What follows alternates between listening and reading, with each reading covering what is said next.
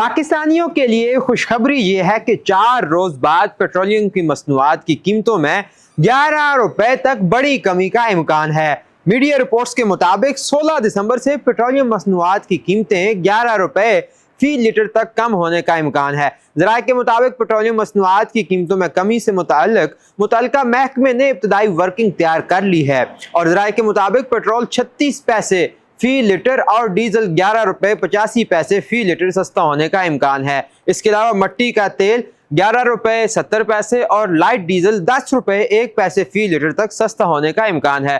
Oil and gas regulatory authority की जानिब से कीमतों की समरी 15 दिसंबर को मंजूरी के लिए अरसाल की जाएगी, जिस पर वज़ीर आज़म की मंजूरी के बाद पेट्रोलियम डिवीजन नई कीमतों का नोटिफिकेशन जारी करेगा। अगर तजवीज़ करदा कमी हुई तो उसके बाद पेट्रोल की नई कीमत 263 रुपए 9 पैसे, हाई स्पीड डीजल की नई कीमत 267 रुपए 80 पैसे हो जाएगी। इसके अलावा मुजव्वज़ा कमी के बाद मिट्टी के तेल की कीमत 181 रुपए 16 पैसे फी लीटर हो जाएगी, जबकि लाइट डीजल की नई कीमत 153 रुपए 76 पैसे फी लीटर हो जाएगी।